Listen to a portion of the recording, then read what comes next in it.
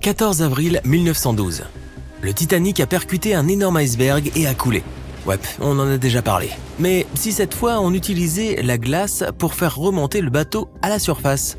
Cela nécessite plusieurs milliers de mètres de grillage et beaucoup d'azote liquide. Notre but est de mettre le Titanic dans un énorme bloc de glace qui fera remonter le navire à la surface. Pour ce faire, tu dois envelopper l'épave dans le grillage et la recouvrir d'azote liquide.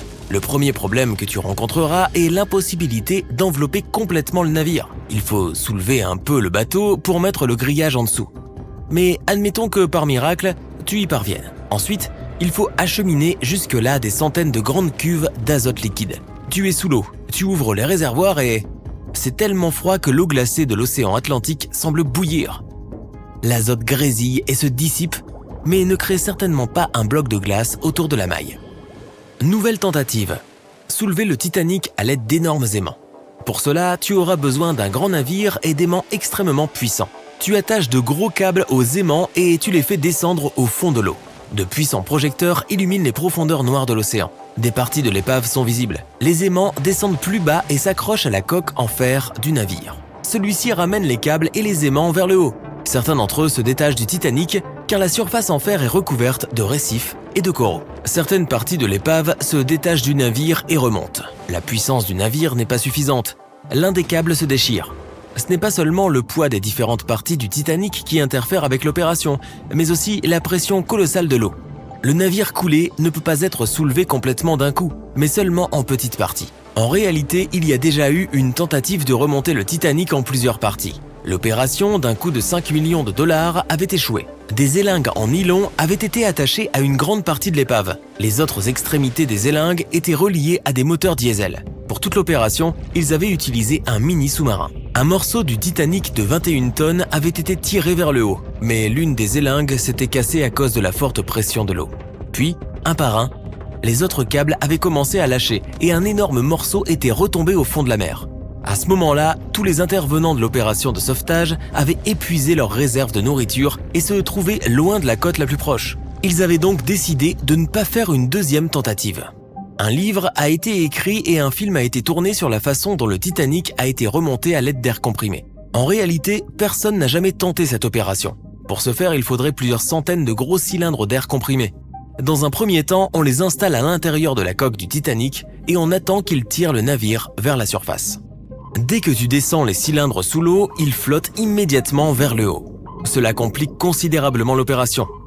Il faut attacher les cylindres avec des câbles et les tirer vers le fond à l'aide d'un puissant sous-marin ou mieux encore de plusieurs. En raison de la forte pression, les cylindres peuvent éclater. Dans ce cas, l'onde de choc toucherait d'autres cylindres et provoquerait une catastrophe. Une solution trop coûteuse et peu sûre. Le plan le plus cher et le plus complexe pour remonter le Titanic est probablement celui où les scientifiques extraient d'une manière ou d'une autre l'hydrogène et l'oxygène de l'eau de l'océan. Ensuite, ces éléments extraits doivent remplir des conteneurs spéciaux. Ces conteneurs seraient attachés au navire et le Titanic remonterait à la surface. Même si tu réussissais à extraire l'oxygène et l'hydrogène de millions de tonnes d'eau, le reste de l'eau de l'océan les remplacerait. Une machine qui serait capable de réaliser un filtrage de ce type coûterait des milliards de dollars. Ou bien tu peux imaginer un élément chimique qui utiliserait une réaction en chaîne pour purifier toute l'eau. Dans ce cas, l'ensemble de l'océan mondial se retrouverait dans son oxygène essentiel. Quelqu'un a suggéré une fois de faire exploser le Titanic. Il faudra descendre beaucoup de caisses de dynamite au fond de l'océan. Elles devront être complètement scellées pour éviter que la dynamite se mouille. Ensuite, tu dois installer plusieurs kilomètres de fils conducteurs de courant électrique jusqu'à elle. Une fois que tout cela est fait, tu navigues à une distance sûre. Maintenant, tu vas appuyer sur le bouton pour faire passer le courant dans le fil et activer la dynamite. 3, 2, 1, stop! Pourquoi faire ça? Même si ça marche, l'épave du Titanic sera éparpillée dans toutes les directions sur le fond de la mer. Il serait impossible de soulever le Titanic de l'océan. Imagine un énorme crochet capable d'attraper le Titanic et de le soulever du fond comme un poisson. Ce crochet doit être énorme pour pouvoir ramasser un navire coulé. Disons que tu l'as créé. Ensuite, tu es à bord d'un énorme navire qui navigue jusqu'au site du naufrage et tu descends le crochet comme une ancre. Il tombe directement sur le Titanic mais ne s'y accroche pas. Il faut un équipement spécial pour attacher un crochet de la taille d'un bus au Titanic. Il faudrait pour cela un énorme sous-marin doté de bras mécaniques. Construire ce genre de dispositif et le faire fonctionner sous une pression aussi forte est déjà presque impossible. Mais admettons que tu réussisses finalement à accrocher le Titanic. C'est alors que tu réalises que le navire n'a pas assez de puissance pour soulever le navire de plus de 50 tonnes et le crochet qui ajoute environ 10 tonnes de plus. Pour mener à bien ta tâche, tu auras besoin de quelques croiseurs supplémentaires et de quelques millions de dollars de plus. Une fois que la cire chaude refroidit, elle durcit et flotte à la surface de l'eau. Et si on la transportait au fond de l'océan et qu'on la versait à l'intérieur du Titanic? Cela pourrait fonctionner étant donné que la cire n'est pas un matériau coûteux. On fait donc fondre la cire, on la verse dans des réservoirs solides et on les tire vers le fond à l'aide d'un sous-marin. Les réservoirs peuvent supporter une énorme pression et le sous-marin a suffisamment de puissance pour descendre la cire à cette profondeur. Les récipients sont placés à l'intérieur du Titanic. Grâce à la télécommande, tu ouvres les conteneurs, mais la cire ne s'écoule pas. Plus on descend, plus l'eau se refroidit. Pendant que tu transportais les conteneurs vers le navire, la cire a refroidi et s'est solidifiée à l'intérieur. Plusieurs conteneurs sont pressés contre le haut du navire. Mais ce n'est pas suffisant pour soulever le Titanic. D'autres conteneurs flottent simplement vers la surface. Et même si les conteneurs étaient thermostatiques et gardaient la chaleur à l'intérieur tout le temps, une fois libérée, la cire se solidifierait en un instant. Elle n'aurait pas le temps de se répandre et de recouvrir le Titanic de l'intérieur. Elle flotterait donc vers le haut. Tu remplis plusieurs grands sacs robustes avec de la vaseline. Cette substance agit comme la cire dans le froid. Elle devient solide et flotte. Tu veux mettre des sacs partout dans le Titanic et attendre que la vaseline le fasse remonter. Tu charges les sacs dans le sous-marin et tu descends au fond de la mer. Certaines parties du navire sont inaccessibles à cause des coraux qui se sont agrippés dessus. Tu décides de décharger tous les sacs au même endroit. Mais dès que tu sors la vaseline du sous-marin, les sacs se déchirent à cause de la forte pression. Des morceaux solides de vaseline flottent, poussés par les eaux. Mission ratée. L'idée la plus folle est de remplir le Titanic avec des millions de balles de ping-pong. De petites balles en plastique remplies d'air devraient pousser le navire vers la surface. Mais dès que tu commences à les faire descendre vers le fond, le plastique s'aplatit immédiatement et tout l'air des balles s'échappe. Tu peux mettre les balles dans un sous-marin, mais si tu les mets dans le Titanic, la pression les écrasera à nouveau. Tu peux aussi créer des balles fabriquées dans un matériau ultra léger et solide, puis les remplir d'air. Dans ce cas, tu auras besoin de beaucoup plus d'argent. Dès que tu auras placé les boules à l'intérieur du navire, certaines d'entre elles glisseront immédiatement par les trous du navire, et les autres ne suffiront pas à soulever du fond l'épave qui pèse plus de 50 tonnes. Personne n'aurait jamais pu imaginer que l'insubmersible Titanic entrerait en collision avec un iceberg, à l'exception d'un homme, William Thomas Stead. Enfin, pas comme ça, d'un coup, bien entendu. Ce n'est pas comme s'il s'était réveillé en sursaut un beau jour en imaginant le désastre du Titanic. Il a plutôt écrit une nouvelle édifiante, intitulée « Comment le paquebot postal sombrera au milieu de l'Atlantique par un survivant le 3 mars 1886 », soit 26 ans avant le naufrage du Titanic. Récapitulons brièvement. Le Titanic se rendait à Southampton, à New York, à travers l'Atlantique Nord en avril 1912. Le navire a heurté un iceberg et moins de 3 heures plus tard, il était complètement submergé. Sur les 2208 personnes à bord, seuls 706 ont survécu, en raison du nombre limité de canaux de sauvetage et de l'eau glacée.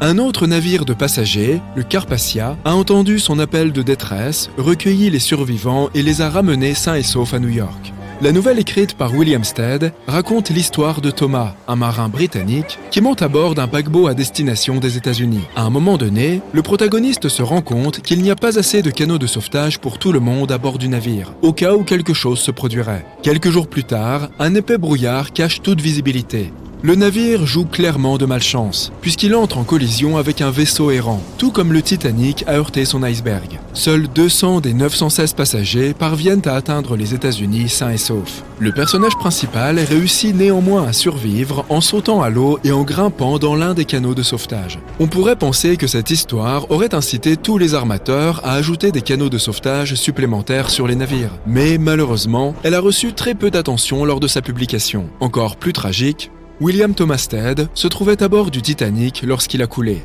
et il n'a pas survécu. Les survivants qui avaient fait la connaissance de Stead ont mentionné que c'était un homme affable qui aimait beaucoup discuter pendant les repas. Il admirait la conception du navire et louait sa robustesse. Des témoins ont également relaté qu'il s'était montré digne d'éloges alors que le navire sombrait, en cédant son gilet de sauvetage à un autre passager. Journaliste de métier, il se rendait à New York pour une cérémonie. L'une de ses plus importantes contributions au journalisme moderne aura été l'emploi d'illustrations dans chacun de ses articles. Il a également introduit les interviews de presse qui sont encore utilisées aujourd'hui, de même que les illustrations. Mais cette histoire n'était pas le seul ouvrage à avoir prédit une telle catastrophe. Morgan Robertson était un auteur et un ancien capitaine de navire qui écrivait des nouvelles et des romans. Son œuvre la plus remarquable est Le naufrage du Titan. Elle est également connue sous le nom de Futility. Le livre a été écrit en 1898, soit 14 ans avant le Titanic. Il s'agit d'une fiction relatant l'aventure du Titan, un paquebot similaire au Titanic, qui traverse l'Atlantique Nord. Par une incroyable coïncidence, le Titan est aussi rapide que le Titanic et partage de nombreuses autres similitudes avec lui, comme sa taille ou sa conception. Le livre le décrit comme insubmersible et comme le plus grand navire à jamais fendre les mers. Et c'est aussi ce que l'on disait du Titanic. Une autre similitude étrange est le nombre limité de canaux de sauvetage dont il dispose. L'histoire se déroule en avril, et c'est à ce moment-là que le Titanic a justement commencé son voyage et heurté un iceberg. L'histoire du Titan mentionne également que presque personne ne survit à l'horrible accident. Contrairement à l'histoire de Stead, le protagoniste de Robertson emprunte un chemin différent. Le naufrage du Titan se produit quelque part au milieu du livre. Ainsi, après la catastrophe, le personnage principal poursuit sa vie. Ce livre est revenu sur le devant de la scène après le désastre du Titanic. Comment quelqu'un pouvait-il décrire avec autant de précision les événements qui se dérouleraient près de 10 ans plus tard ? Beaucoup ont commencé à croire que Robertson pouvait deviner l'avenir. Mais en réalité, Robertson s'y connaissait tout simplement en navire. Il lui aura été facile de décrire les détails les plus infimes sans faire de recherches supplémentaires. En réalité, l'une des plus grandes menaces pour les navires de l'époque était de heurter un iceberg ou d'entrer en collision avec d'autres navires. L'histoire suivante semble quelque peu mystérieuse. Un jour, Alex Mackenzie a entendu une voix qui l'a averti de ne pas monter à bord du Titanic. Mais quand il s'est retourné, il n'y avait personne. Alors qu'il continuait de marcher, la voix lui a parlé de nouveau. Mais cette fois, elle était plus forte et plus distincte. Il a pris l'avertissement au sérieux et décidé d'annuler son voyage et de retourner à Glasgow, en Écosse, sa ville natale. Ses grands-parents n'étaient pas très contents de le retrouver au bercail plutôt qu'à bord du Titanic. Après tout, le billet coûtait très cher. Cette déception s'est très vite dissipée lorsqu'ils ont appris que le navire avait heurté un iceberg. John Coffey était membre de l'équipage du Titanic, mais il a décidé d'abandonner le voyage lorsque le paquebot s'est arrêté dans sa ville natale de Queenstown en Irlande. Sa voix intérieure lui a dit de quitter le navire, ce qu'il a fait. Il n'avait que 23 ans à l'époque. Et pour quelqu'un de son âge, ça aurait pu être un coup de pouce majeur à sa carrière et une occasion de s'épanouir. Toutefois, cette horrible tragédie n'a pas empêché notre homme de signer à bord du RMS Mauritania, quelques mois seulement après le naufrage du Titanic. Tu parles d'un engagement. Des informations supplémentaires ont été dévoilées sur ce qui a pu contribuer au désastre du Titanic. Les constructeurs ont insisté sur le fait que le navire était insubmersible, mais de nombreuses personnes ont ensuite émis l'hypothèse que les plaques d'acier du navire étaient trop fragiles pour les eaux glaciales de l'Atlantique. Cela a pu faire sauter les rivets, permettant à l'eau de l'océan de s'infiltrer à l'intérieur. Une autre théorie veut qu'un incendie se soit déclaré sous les ponts du Titanic, qui aurait fait rage pendant 3 semaines avant le voyage. Ce feu aurait pu ramollir l'acier, permettant à l'iceberg de le déchirer comme un couteau dans du beurre. Certaines photos prises avant que le navire ne parte en voyage montrent des marques noires sur la coque, qui pourraient avoir été causées par le feu. Quoi qu'il en soit, l'iceberg aurait de toute façon causé des dommages importants, qu'il y ait eu un incendie ou non. C'était le tout début de l'année 1912. Un énorme morceau de glace s'était détaché d'un glacier dans le sud-ouest du Groenland. Cette glace était issue de chutes de neige survenues environ 100 000 ans avant l'événement. À cette époque, les mammouths erraient encore sur la planète. L'iceberg a commencé son voyage. Il était énorme, il faisait plus de 500 mètres de long et pesait environ 75 millions de tonnes. C'était un très paisible morceau de glace. Il voguait à l'écart des navires et des routes de transport les plus fréquentées. Celles-ci n'étaient pas bien nombreuses dans la région, c'est vrai. Et puis, il s'est mis à dériver un peu plus vers le sud. Notre iceberg a eu de la chance. En général, ces gros glaçons fondent bien avant d'atteindre ces latitudes. Sur les 15 à 30 000 icebergs qui dérivent loin des glaciers du Groenland, seulement 1% parviennent jusqu'à l'Atlantique. C'est pourquoi il est si étonnant qu'en avril 1912, notre iceberg voyageur se soit déjà éloigné de plus de 2400 km du cercle arctique. Même après avoir fondu pendant des mois, ce bloc de glace pesait encore un imposant 1,5 million de tonnes. C'est presque 2 fois plus lourd que le pont du Golden Gate. La partie supérieure de l'iceberg dominait la surface de l'océan sur plus de 30 mètres. Et pourtant, si tu l'avais remarqué à proximité de ton paquebot, il t'aurait paru inoffensif. Mais seulement à première vue, car seule une toute petite partie de notre iceberg était visible. Le plus gros d'un iceberg est toujours caché sous la surface. Normalement, seulement 1/10 de sa masse est visible au-dessus de l'eau. Et l'iceberg dont nous parlons ne faisait pas exception. Plusieurs jours avant que notre iceberg n'atteigne l'océan Atlantique, un magnifique navire avait largué les amarres. C'était un bateau à vapeur de luxe qui transportait plus de 3000 passagers et membres d'équipage. À cette époque, c'était le plus grand navire jamais construit. Ce paquebot portait le nom de Titanic. Il était considéré comme insubmersible. Au tout début de son voyage, il faillit entrer en collision avec un autre bateau, le New York. Heureusement, le Titanic ne passa qu'à quelques mètres de lui. Les passagers réunis sur les ponts poussèrent un grand soupir de soulagement. Mais ils ne savaient pas ce qui les attendait dans un avenir proche. Pendant ce temps, l'iceberg s'approchait de la zone que le Titanic allait traverser en chemin vers New York. C'est le 14 avril que cela arriva, alors que le Titanic se trouvait dans l'Atlantique Nord à 600 km de Terre-Neuve. Vers 23h40, ceux qui à bord du Titanic étaient encore éveillés furent précipités à terre par une force mystérieuse et puissante. Ceux qui étaient couchés tombèrent violemment de leur lit.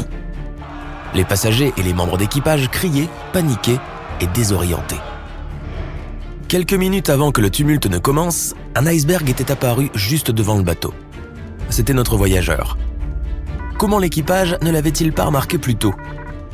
Il y a peut-être plusieurs raisons à cela. Je t'en parlerai un peu plus tard. De toute façon, une fois que le paquebot est entré en collision avec l'énorme morceau de glace, il était condamné. Incapable de dévier sa route, le navire vit se rompre au moins 5 de ses compartiments de coque. Ils commencèrent à se remplir d'eau à une vitesse alarmante. Les compartiments du Titanic n'étaient pas couverts dans leur partie supérieure. L'eau s'en déversait et venait remplir tous les compartiments les uns après les autres. L'avant du navire commença à couler et la partie arrière se souleva verticalement dans les airs. Puis, dans un grondement assourdissant, le paquebot se brisa en deux. Le reste appartient à l'histoire. Mais peu de gens savent ce qui est arrivé à l'iceberg après sa collision avec le navire. Cela nous ramène à la question de savoir pourquoi personne n'avait repéré la montagne de glace flottante avant qu'il ne soit trop tard. Suivons les événements de ce jour fatidique. Vers 18h, le capitaine Smith décide finalement de changer la trajectoire du Titanic. Toute la journée, il a reçu des alertes concernant la présence d'iceberg. Le navire commence à se diriger plus au sud, mais sa vitesse reste la même. À 21h40, un autre navire informe le Titanic d'un vaste champ de glace rempli d'iceberg. Malheureusement, personne ne prend connaissance de ce message. Vers 23h, un autre navire à vapeur contacte le Titanic par radio. Ils disent que la glace les a encerclés et les a obligés à s'arrêter. Ce message est également ignoré. Pendant ce temps, la plupart des passagers du luxueux paquebot se sont déjà retirés dans leur chambre. À 23h35, les guetteurs du poste d'observation du Titanic remarquent l'iceberg. Ils font sonner la cloche 3 fois, ce qui signifie qu'il y a quelque chose devant. Puis, ils appellent le pont. Les moteurs sont inversés et les portes des compartiments supposément étanches se ferment. Seulement 5 minutes plus tard, la face tribord de l'énorme paquebot entre en collision avec l'iceberg. La salle du courrier commence à se remplir d'eau. Bientôt, d'autres rapports arrivent. Les choses vont plutôt mal. Au moins 5 autres compartiments sont inondés. Il devient clair que le Titanic ne flottera plus que pendant quelques heures. La nuit est exceptionnellement calme, sans clair de lune, sans vent et sans houle. Et comme aucune vague ne vient se briser contre l'iceberg, il est très difficile de percevoir sa présence. Mais il existe aussi une théorie selon laquelle ce serait un iceberg noir qui a coulé le Titanic. Si tu devais dessiner un iceberg, je parie que tu ferais un énorme morceau de glace blanc recouvert de neige. Mais ceux qui ont visité l'Antarctique savent que les icebergs peuvent avoir de nombreux aspects. Ils peuvent être multicolores, à motifs ou rayés comme des bonbons. Les icebergs peuvent aussi être noirs. Il peut y avoir 2 raisons à la formation d'un iceberg de cette couleur inhabituelle. Premièrement, la glace peut être extrêmement pure, sans aucune bulle d'air ni fissure. Dans ce cas, il n'y a rien pour disperser la lumière. L'iceberg l'absorbera entièrement et apparaîtra noir. La deuxième possibilité est qu'un volcan en éruption recouvre un glacier de cendres volcaniques. Alors la glace qui se détachera de ce glacier sera elle aussi de couleur sombre. Les experts ne savent pas pourquoi l'iceberg du Titanic était si sombre, ni d'ailleurs si c'était vraiment le cas. Mais l'un des guetteurs du poste d'observation a affirmé que la glace était noire. Un autre a dit qu'elle était soit grise foncée. Il n'y a rien de passionnant ou de mystérieux dans les soi-disant icebergs noirs. Ce sont des icebergs qui se sont retournés après que leur partie supérieure a fondu et modifié la répartition de leur poids. Si leur partie inférieure est assez lisse pour absorber la lumière, ils auront un aspect sombre. De plus, ils ne sont généralement pas exposés à l'air assez longtemps pour que le givre blanc s'accumule. Mais admettons que cette théorie soit fausse et que l'iceberg n'était pas réellement noir. Il demeure que si tu vois les objets, c'est uniquement parce qu'ils reflètent la lumière. Moins il y a de lumière, moins tu as de chances de remarquer quelque chose. La surface de l'océan reflètera toujours la lumière de la Lune et des étoiles.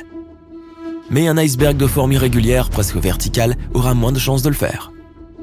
C'est pourquoi il aura l'air presque noir sur la surface de l'eau brillante. La nuit, les icebergs peuvent être assez difficiles à détecter sans radar.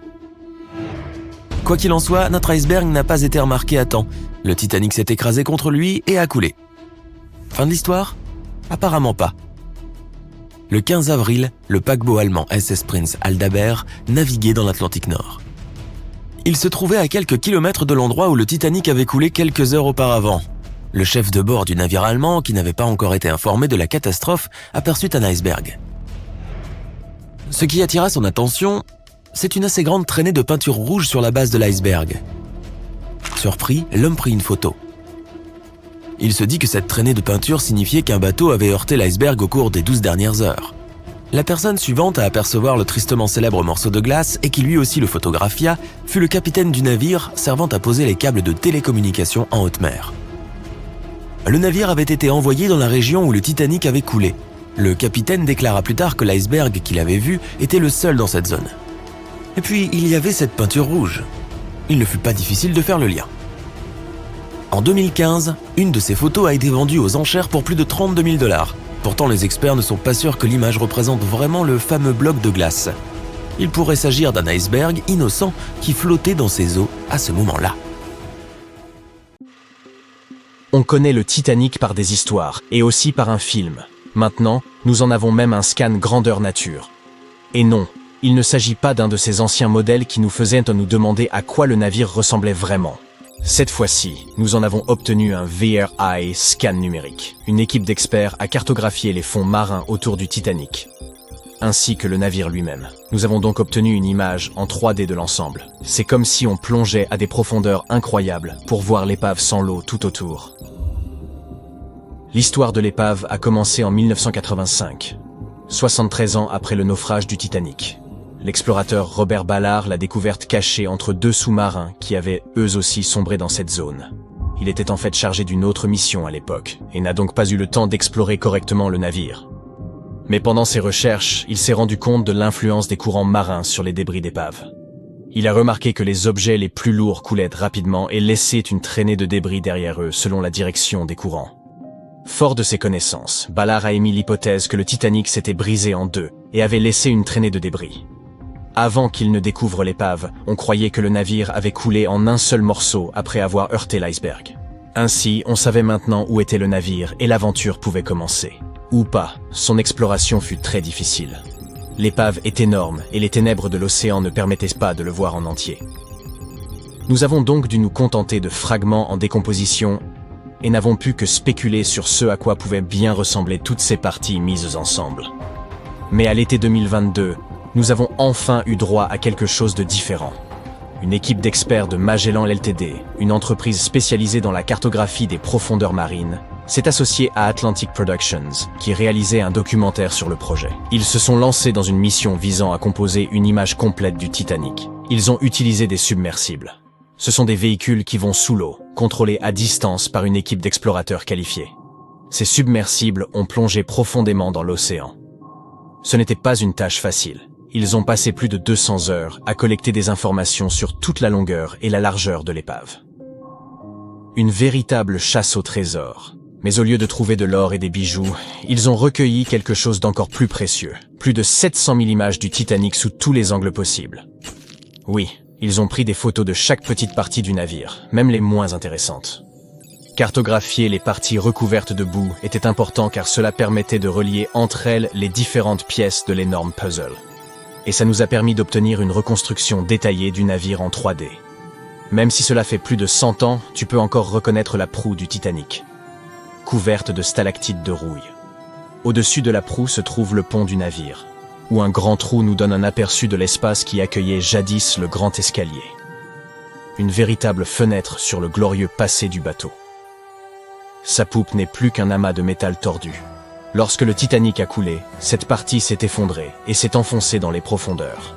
La proue et la poupe se sont retrouvées séparées d'environ 800 mètres. Un vaste champ de débris entoure ce géant immobilisé au fond de la mer. Ces débris sont comme un trésor éparpillé, des décorations en fer forgé provenant du navire, des statues et même des bouteilles de champagne non ouvertes. Il y a aussi des effets personnels qui ont sombré en même temps que le navire. Par exemple, des dizaines et des dizaines de chaussures. Ce n'était pas une mince affaire que de descendre et de prendre toutes ces photos. Cela ne semble pas si difficile à première vue, étant donné que c'est un robot qui a plongé dans ces profondeurs inimaginables, et non pas des personnes. Mais étudier l'océan est difficile. 80% de l'océan n'a pas encore été exploré, cartographié, ni même vu. Les conditions sont extrêmes, et la pression est de plus en plus forte à mesure que l'on descend. Et notre véhicule a dû plonger jusqu'à près de 4000 mètres. C'est comme 12 tours Eiffel empilées les unes sur les autres. En plus, il y a de forts courants dans cette zone. Alors c'était un peu comme de naviguer dans un labyrinthe aquatique. Et les submersibles n'étaient même pas censés toucher quoi que ce soit. Le moindre faux pas pouvait endommager l'épave déjà très fragile. On a l'impression que le Titanic est figé dans le temps, et qu'il sera toujours là à nous attendre. Mais en réalité, il disparaît lentement. Il est assez évident que l'eau de l'océan l'a abîmé, vu le temps qu'il a passé là-dessous. Mais ce n'est pas tout. L'épave abrite maintenant un type particulier de bactéries qui a même reçu le nom du célèbre navire. Ces bactéries ont une aptitude particulière. Elles peuvent survivre à l'intérieur de formations de rouille connues sous le nom de rusticle. Elles ressemblent un peu à des stalactites, ces pointes de glace qui se forment lorsque l'eau tombe d'une hauteur en gelant. Ces bactéries sont friandes de fer, que l'on trouve en abondance dans la coque du bateau. Un véritable buffet pour ces créatures. Et au fil du temps, ces bactéries continueront à ronger le fer du bateau, petit à petit, jusqu'à ce qu'un jour, le festin prenne fin avec la disparition du navire. C'est comme un processus de recyclage lent mais régulier. Ainsi, ce modèle 3D que nous avons obtenu grâce au travail acharné des chercheurs et à la technologie arrive au bon moment. Car nous ne savons pas combien de temps il nous reste pour explorer l'épave. Et cela pourrait nous permettre de mieux comprendre la collision entre le Titanic et l'iceberg. Les films nous montrent toujours le Titanic heurtant l'iceberg du côté droit. Eh bien, nous ne pouvons pas vraiment en être sûrs. Ces images pourraient nous aider à comprendre si le navire s'est réellement planté sur l'iceberg, s'il s'y est accroché. Nous pouvons étudier la poupe et analyser la façon dont le Titanic a heurté le fond marin. Cela nous aidera également à comprendre ce qui s'est réellement passé pendant le naufrage. Peut-être aurons-nous la chance de découvrir si c'est vraiment un violent incendie qui a scellé le destin du Titanic. Selon une théorie, un feu aurait fait rage pendant 3 semaines avant que le navire n'effectue son premier et dernier voyage. Cela aurait affaibli sa coque, ce qui signifie que le plus gros du travail était déjà fait. L'iceberg n'aurait fait que lui donner le coup de grâce. Et s'il y a même eu un iceberg, comme certains se le demandent. Selon une autre théorie, le Titanic aurait en fait heurté une masse de glace dérivante au lieu d'un iceberg. La banquise est constituée de grandes plaques de glace qui flottent près de la surface de l'océan et qui peuvent être difficiles à repérer. Ils pensent que cette masse a pu dériver dans l'Atlantique depuis l'océan Arctique. Selon un marin professionnel qui défend cette idée, si le Titanic avait heurté un iceberg ordinaire, le navire aurait coulé beaucoup plus rapidement qu'il ne l'a fait. Et comme le Titanic a réussi à rester à la surface pendant une période relativement longue, près de 3 heures, il s'agissait peut-être d'un type de collision différent. Il a également dit que les témoignages des personnes présentes étaient parfois contradictoires. Il pense que ces différences seraient dues à des illusions d'optique. Lorsque les gens regardaient l'océan cette nuit-là, la façon dont la lumière se reflétait sur l'eau, ainsi que les conditions particulières à ce moment, ont pu leur donner l'impression que certains objets étaient plus proches qu'ils ne l'étaient en réalité. Ainsi, ils ont peut-être vu autre chose que ce qui était réellement sous leurs yeux. Un iceberg ou autre chose. Des jumelles auraient pu aider les membres de l'équipage à repérer le danger potentiel, mais malheureusement, ils n'en avaient pas. Il semble qu'elles se trouvaient dans une armoire dont personne, apparemment, n'avait la clé. La nuit était sombre et effrayante. Quelques centaines de personnes étaient assises dans des canots de sauvetage, ne sachant ni ce qui allait se passer ensuite, ni à quoi leur vie allait ressembler. À partir de ce moment-là, tout ce qu'ils savaient, c'est que le navire géant sur lequel ils naviguaient quelques heures plus tôt avait disparu sous leurs yeux. Ils étaient seuls et attendaient de l'aide. Quelqu'un allait-il venir ? Ils ne savaient pas si les autres navires, qui voyaient relativement près d'eux, avaient entendu leur appel à l'aide. Il n'y avait rien d'autre à faire qu'attendre. Le Titanic, un iceberg et la nuit du 14 avril 1912. C'est l'un des récits les plus célèbres de l'histoire moderne dont tout le monde parle encore aujourd'hui, plus de 100 ans après. Les 16 canots de sauvetage embarqués à bord ne pouvaient accueillir qu'un peu plus de 50% du nombre total de passagers. Et beaucoup d'entre eux étaient encore à moitié vides. Dans l'un d'eux, il y avait une fille de 2 mois, Milvina Dean. C'était la plus jeune passagère à bord du navire géant. Ses parents avaient décidé de quitter l'Angleterre car ils rêvaient d'une vie meilleure aux États-Unis. Son père avait de la famille au Kansas et il espérait qu'ils pourraient y créer leur propre entreprise. La famille Dean n'avait pas vraiment choisi d'être à bord de ce paquebot géant légendaire, mais à cause d'une grève du charbon, ils avaient été transférés là de sorte qu'ils ont embarqué à Southampton comme passagers de 3e classe. Le père de Milvina a ressenti quelque chose lorsque le navire a heurté l'iceberg pendant cette nuit froide et apparemment paisible. Il est immédiatement monté pour enquêter. Quand il a vu que les gens paniquaient et que les membres de l'équipage donnaient des avertissements sur le danger réel de la situation, il s'est précipité dans la cabine pour trouver sa femme. Il lui a dit d'habiller les enfants et de monter rapidement sur le pont. Les membres de l'équipage ont donné l'ordre de préparer les canots de sauvetage et de commencer à y transférer les femmes et les enfants en premier. C'était une chance pour au moins quelques membres de la famille de se mettre en sécurité. Milvina, sa mère et son frère sont montés dans le canot de sauvetage numéro 10. Ils ont été parmi les premiers à quitter le paquebot sur les 706 membres d'équipage et passagers qui ont réussi à s'échapper du navire en train de couler. Plus tard, un paquebot du nom de Carpathia a entendu leur appel à l'aide et est venu chercher les passagers puis les a emmenés à New York. Malheureusement, son père était resté derrière eux et n'a pas réussi à se sauver. Milvina a grandi dans la petite ville d'Ashhurst, en Angleterre, qui n'était pas très loin de l'endroit où elle avait embarqué sur le Titanic. Elle a passé sa vie à travailler comme secrétaire et assistante dans de petites entreprises de Southampton. Elle ne s'est jamais mariée. Milvina disait toujours qu'elle ne parlait jamais de toute l'histoire du Titanic parce qu'elle ne se souvenait de rien et qu'elle ne voulait pas que les gens pensent qu'elle attirait l'attention sur elle. En 1985, une équipe franco-américaine s'est rassemblée et a localisé l'épave du Titanic. Elle se trouvait à environ 600 km à l'est de Mistaken Point, à Terre-Neuve, à plus de 3000 mètres de profondeur. C'est alors qu'ils ont confirmé que le navire s'était fendu en deux. Pendant des décennies, les gens avaient cru que le navire avait coulé en un seul bloc. Ils pensaient que les seuls dégâts importants étaient ceux subis par la coque lors de son contact avec l'iceberg. En réalité, il s'est brisé en deux entre sa 3e et sa 4e cheminée. Cela s'est produit peu de temps avant que le navire ne disparaisse sous la surface de l'eau et à partir du moment où ils ont heurté l'iceberg. Tout le processus n'aura duré qu'environ 2h40. Les gens n'accordaient pas tant d'attention au Titanic jusqu'à ce que cette équipe de chercheurs en découvre l'épave. Au cours des dernières années de sa vie, Milvina a vendu certains des biens de sa famille aux enchères afin de payer son séjour dans une maison de retraite. Les objets qu'elle a vendus comprenaient également une valise remplie de vêtements que sa famille avait reçus à leur arrivée aux États-Unis et des lettres d'indemnisation que sa mère avait reçues du Titanic Relief Fund. Ces lettres d'indemnisation décrivaient l'aide financière que recevraient certains passagers qui avaient survécu à la perte de leurs proches.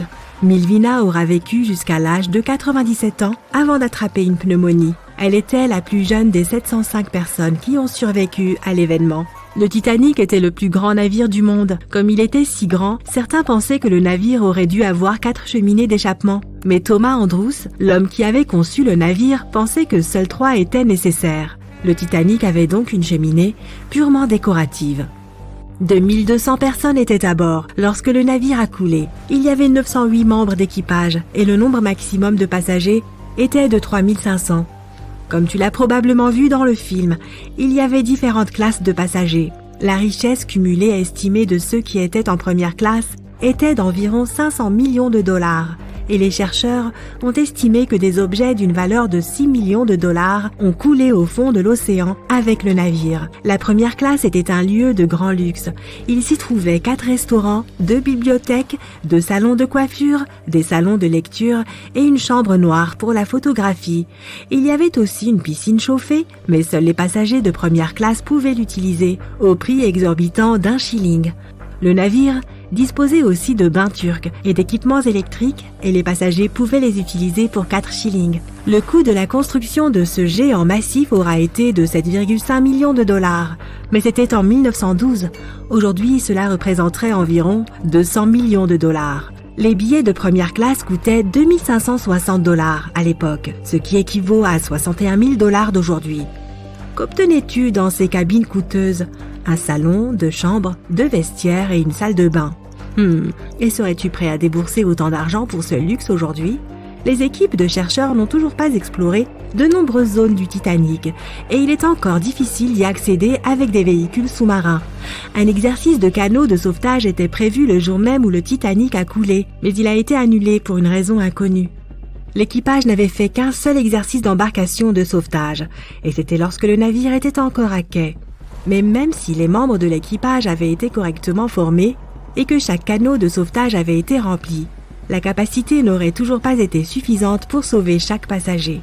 Le Titanic était le plus gros objet mobile du monde à l'époque. Le 31 mai 1911, son immense coque a été descendue des cales sèches et s'est retrouvée sur le fleuve Lagan à Belfast. Plus de 100 000 personnes étaient présentes pour assister au lancement, qui a duré un peu plus d'1 minute et s'est déroulé sans problème. La coque a immédiatement été remorquée vers un dock d'aménagement immense. Des milliers d'ouvriers y ont passé la majeure partie de l'année suivante à travailler dur, à construire les ponts et à aménager tous ces intérieurs luxueux qui ont donné au Titanic son aspect si unique. Ils ont aussi installé les 29 chaudières géantes qui allaient alimenter les 2 principales machines à vapeur du navire. Tout cela pour revendiquer le titre d'insubmersible.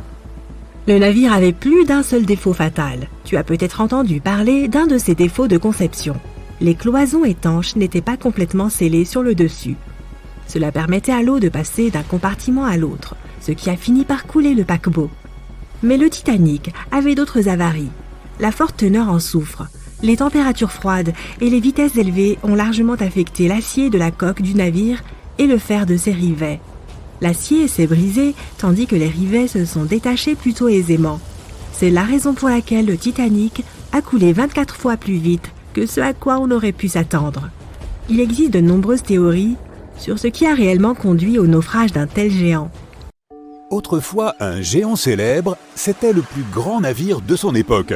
Aujourd'hui, il n'en reste que 2 grands morceaux gisant au fond de l'océan, à environ 600 mètres l'un de l'autre, déchirés par la collision catastrophique et usés par le temps. La poupe du Titanic a été complètement détruite après avoir heurté le fond de l'océan. Mais on peut encore reconnaître la proue, car de nombreux intérieurs ont été préservés. On trouve un type particulier de bactéries sur les rusticités du navire. Une rusticité est une formation brunâtre de rouille qui se forme sous l'eau lorsque le fer forgé dont est fait le navire s'oxyde. Cela signifie que les bactéries mangent petit à petit le fer de la coque du Titanic. Et il semble qu'elles auront terminé leur repas d'ici 2030, si bien que l'épave disparaîtra à jamais plus tôt que prévu. On pourrait croire qu'il serait plus facile de sortir l'épave de l'eau pour pouvoir la conserver. Mais elle tomberait en miettes si on essayait de le faire. Cela fait plus de 110 ans qu'elle est sous l'eau, et elle est tellement rouillée qu'on ne pourrait pas en reconstruire les morceaux, même si on parvenait à les sortir des profondeurs de l'océan. À ton avis, parmi les 700 personnes qui ont survécu au naufrage du Titanic, y en a-t-il qui ont entendu le Titanic heurter le fond de l'océan ? Après tout, le plus grand navire jamais construit jusqu'alors a littéralement sombré sous leurs yeux. Il se trouve que le son n'a probablement pas voyagé de l'eau à l'air. On n'entend pas très bien dans l'eau car notre corps n'est pas conçu pour percevoir les sons dans un tel environnement. Et bien que les passagers aient été proches du lieu du naufrage, le Titanic a tout de même touché le fond à une grande profondeur, 3800 mètres. Il y a beaucoup de glissements de terrain et de tremblements de terre sous-marins que nous ne pouvons même pas entendre. Et pourtant, ils font beaucoup plus de bruit qu'un simple navire qui s'écrase au fond de l'océan. La plupart des vibrations et des sons ont dû se disperser sur une vaste zone. En outre, le souffle de l'eau, dont beaucoup pensent qu'il a frappé le Titanic après qu'il a touché le fond de l'océan, a dû repousser la majorité des vibrations acoustiques potentielles. Et puis, le fond de l'océan n'est pas d'une dureté telle qu'il puisse produire des sons aussi forts. De nombreux survivants ont affirmé avoir entendu des bruits terrifiants au moment où le Titanic se brisait, mais aucun n'a mentionné avoir entendu quoi que ce soit après que le navire a disparu sous la surface de l'eau.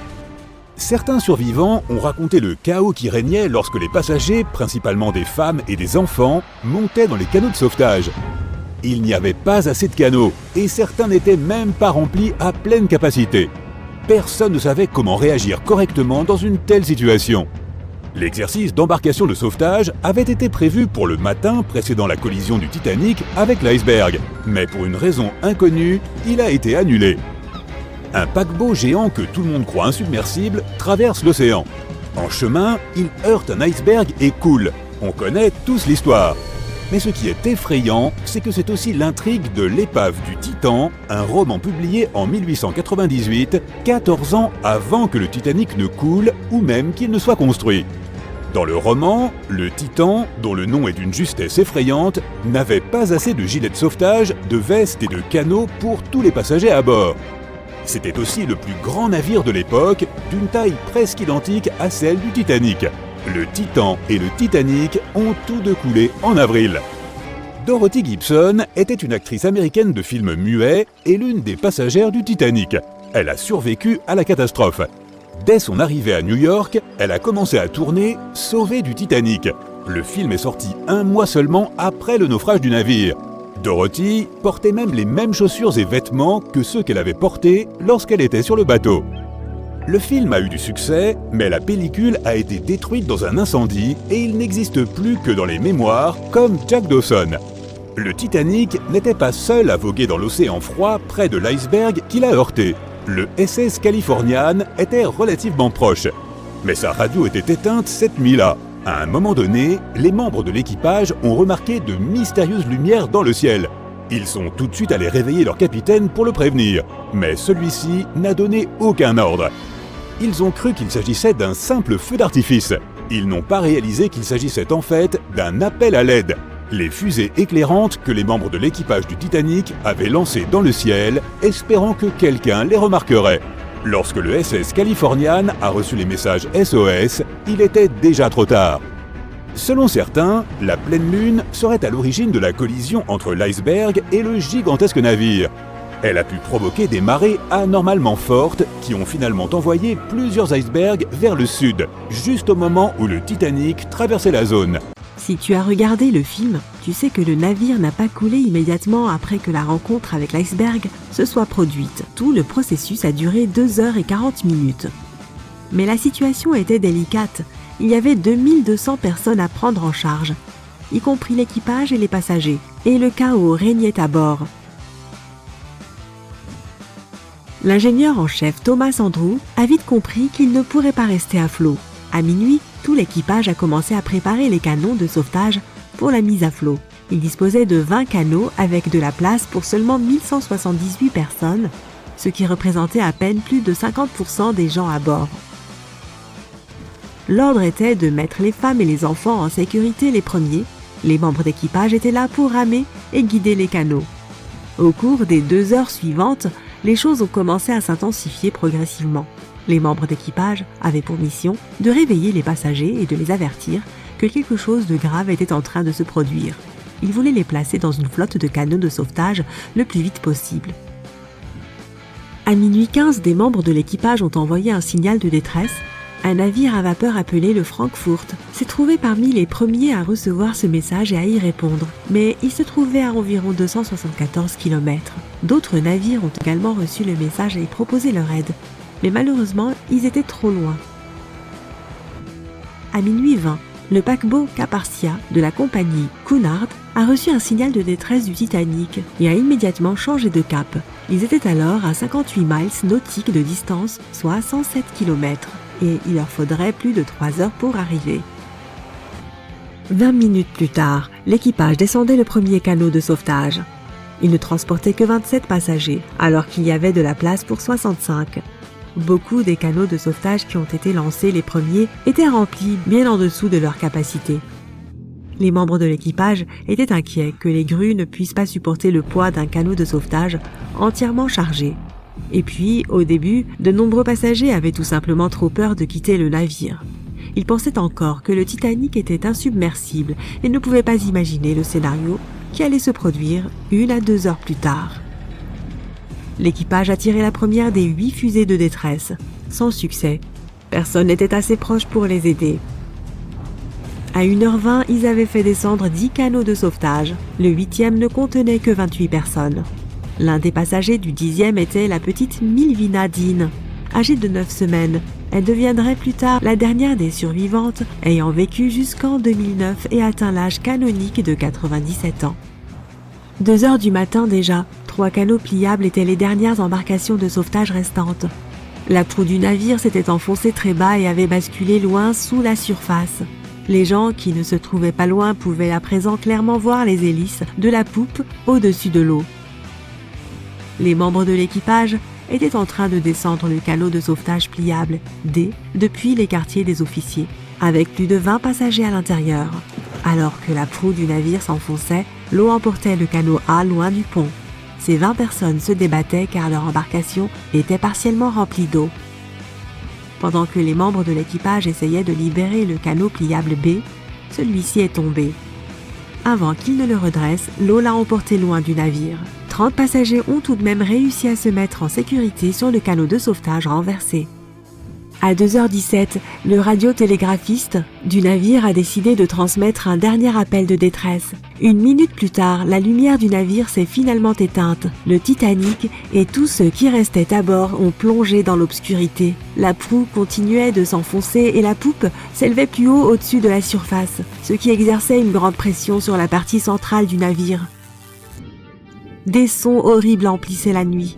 Le Titanic, cet énorme navire légendaire dans lequel tant de gens avaient placé leurs espoirs, s'est brisé en deux entre la 3e et la 4e cheminée.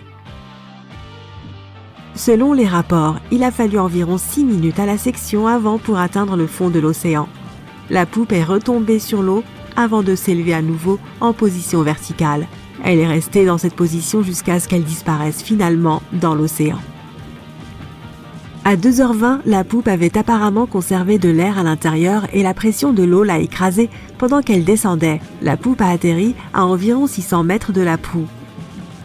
Les gens considéraient le Titanic comme le paquebot le plus rapide du monde. Ils pensaient qu'il était insubmersible, car 4 de ses compartiments pouvaient être inondés et cela ne causerait toujours pas une perte critique de flottabilité. Mais sa vie aura été problématique dès le début. Tu connais SOS, pas vrai ? 3 points, 3 barres obliques et 3 autres points. C'est un signal assez facile à capter en morse qui signifie « Save our souls », sauver nos âmes, ou « Save our ship », sauver notre navire. L'équipage du légendaire Titanic a désespérément essayé d'envoyer ce signal pendant 2 heures dans la nuit du 14 avril 1912. Il y avait d'autres navires non loin de l'endroit où l'iceberg a détruit le puissant titan des mers, mais l'appel à l'aide semble avoir disparu avant de pouvoir les atteindre. Le navire de passagers SS Mount Temple a bien capté un signal et a essayé de répondre, mais le Titanic n'a jamais reçu la réponse. Alors, qu'est-ce qui a réduit au silence les appels au secours du navire ? Un triangle des Bermudes inconnu de l'Atlantique Nord ? Considère ceci. Des témoins ont dit que le ciel était illuminé par une brillante aurore boréale lors de cette froide nuit fatidique. Magnifique, oui, mais ce jour-là, les aurores boréales ont peut-être scellé le destin du Titanic pour de bon. Vois-tu, l'aurore boréale se forme grâce aux orages géomagnétiques. Cela semble compliqué, mais il s'agit essentiellement de fluctuations de la sphère magnétique terrestre. Et c'est le Soleil lui-même qui les cause. Le magnétosphère est comme une bulle protectrice qui entoure notre planète. Elle empêche les rayons solaires nocifs, les vents et autres dangers cosmiques de nous atteindre. Sans elle, la vie sur notre planète ne serait pas possible. La Terre ressemblerait davantage à Mars. Il faut aussi remercier les boussoles qui pointent vers le nord. Les experts savent que la magnétosphère terrestre affecte les équipements de navigation ou les perturbe, ce qui nous ramène au Titanic. Récemment, une chercheuse en météorologie, Mila Zinkova, a proposé une théorie selon laquelle les éruptions solaires qui ont provoqué un orage géomagnétique auraient pu jouer un rôle majeur dans la disparition prématurée du Titanic. Les éruptions solaires se manifestent sur Terre tout le temps. Certaines personnes sont particulièrement sensibles aux orages magnétiques qu'elles provoquent. Ces derniers peuvent ressentir de la faiblesse, de la fatigue, des maux de tête et même des sautes d'humeur. Les jours habituels, la pression est la même des deux côtés. La magnétosphère bloque toutes les mauvaises choses et nous sommes tous heureux. Mais parfois des explosions se produisent sur le Soleil. Elles peuvent être massives de la taille de la Terre. Ces éruptions projettent une vague de particules chargées qui entrent en collision avec la magnétosphère à une vitesse élevée. Notre bulle protectrice se met alors en défense.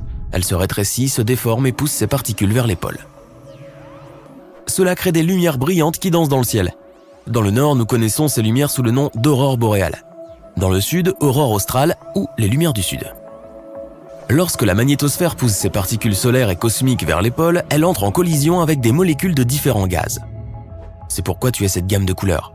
Par exemple, l'oxygène peut être vert ou rouge selon la distance, et l'azote est bleu ou violet. Ce que plusieurs personnes, y compris le second officier du navire de sauvetage Carpathia, ont vu cette nuit-là, était exactement ce phénomène. L'officier l'a noté dans le journal de bord avant de recevoir l'appel de détresse du Titanic. Mais attends, je vais un peu trop vite. Les aurores sont d'un signe visible d'un orage géomagnétique. Maintenant, parlons des équipements de navigation. Cela s'applique aux satellites et aux appareils de radiofréquence. Rappelons-nous qu'à l'époque du Titanic, il n'y avait pas d'iPhone. Du coup, le citoyen moyen ne pouvait pas remarquer que ces gadgets se déréglaient. Mais les appareils de navigation et le télégraphe sans fil existaient et étaient activement utilisés. Flashback, période du Moyen-Âge, lorsque les marins remarquaient que certains jours leur boussole se détraquait. Les flèches tournaient alors dans toutes les directions et les gens de l'époque ne savaient pas pourquoi. Ce n'est qu'au XVIIIe siècle que des scientifiques français ont découvert que ces jours problématiques se produisaient en même temps que l'apparition de taches noires sur le Soleil. Les éruptions solaires. Le mystère était résolu. Mais le Titanic disposait de l'équipement radio le plus avancé et le plus réputé de l'époque. Ils l'ont testé minutieusement pour s'assurer qu'il fonctionnait sur des distances allant jusqu'à 3200 km. Le Titanic a réussi tous les tests. Le 10 avril 1912, l'énorme paquebot a quitté Southampton et s'est mis en route pour New York. Dès le lendemain, l'équipage a commencé à recevoir les premiers rapports sur les icebergs et les champs de glace à la dérive. Ils ont mis des points sur la carte pour marquer les coordonnées et ont poussé un soupir de soulagement. Tous les points problématiques se trouvaient au nord de l'itinéraire prévu pour le Titanic, mais au bout de quelques jours, les avertissements ont commencé à se déplacer de plus en plus vers le sud, s'approchant dangereusement du majestueux navire. Le 14 avril 1912, le capitaine Edward Smith a décidé de changer de cap vers le sud dans l'espoir de contourner la glace. Cela s'est avéré être une énorme erreur, pénétrant directement dans l'orage magnétique. Si les équipements de navigation étaient déréglés, ne serait-ce que par une petite erreur d'un demi-degré, le capitaine pouvait se tromper en amenant le navire droit vers un amas d'iceberg. Pire encore, les opérateurs radio ont ignoré les avertissements provenant des autres navires. Cela ou alors ils ont simplement oublié de les transmettre au capitaine. En tant que contractants, embauchés par la compagnie de radio, ils étaient plus intéressés par la transmission de télégrammes payés par les passagers du luxueux paquebot. L'émetteur radio est resté hors service ce soir-là, probablement à cause de tout ce petit trafic privé. Quand il a finalement été réactivé, l'opérateur Jack Phillips a reçu un autre message du SS Californian à 22h30. Leur opérateur tentait d'avertir Phillips des coordonnées des icebergs à la dérive. Mais il n'aura pas prêté attention, il était nerveux et pressé. L'orage magnétique était-il responsable de ses nerfs fragiles et de sa mauvaise humeur ? Nous ne pouvons que le spéculer. Mais comme tu le sais, certaines personnes sont plus sensibles à ce genre de choses. Le temps était clément, l'océan était calme, l'eau était parfaitement lisse. Malgré tous les avertissements, le navire a continué à naviguer à une vitesse maximale de plus de 40 km/h. Une heure plus tard, le Titanic est entré en collision avec le tristement célèbre iceberg. Le 15 avril, à minuit 14, au beau milieu de la nuit, les opérateurs du Titanic ont commencé à transmettre les premiers signaux d'urgence. Le SS Californian naviguait à seulement 32 km du Titanic. Il aurait pu facilement venir à son secours. Mais 10 minutes avant la catastrophe, l'opérateur radio du Californian était parti se coucher.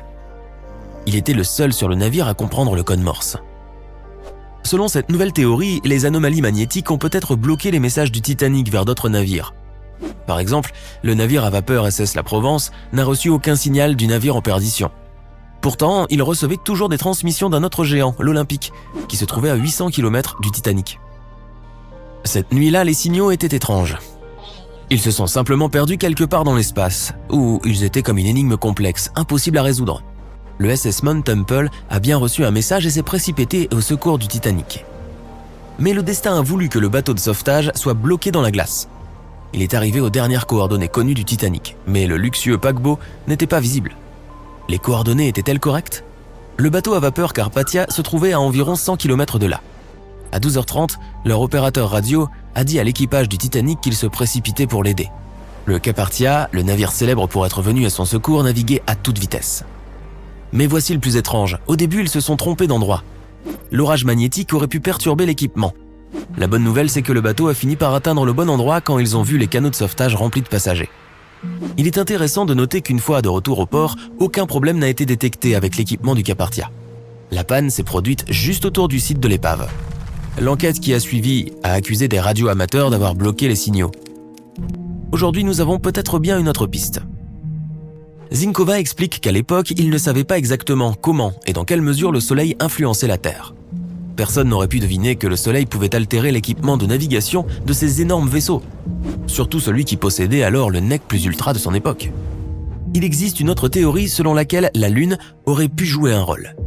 Certains chercheurs affirment qu'en janvier 1912, notre satellite naturel était plus proche de la Terre que la normale. Il a provoqué de très fortes marées et fait monter le niveau de la mer. Chaque année, des icebergs se détachent du Groenland et s'arrêtent autour de Terre-Neuve. Mais pas cette année-là. L'augmentation du débit d'eau les a poussés plus loin pendant 3 mois. Et en avril, ils se sont retrouvés en plein sur le trajet des navires transatlantiques. Malheureusement, c'était un ensemble de circonstances désastreuses pour le Titanic.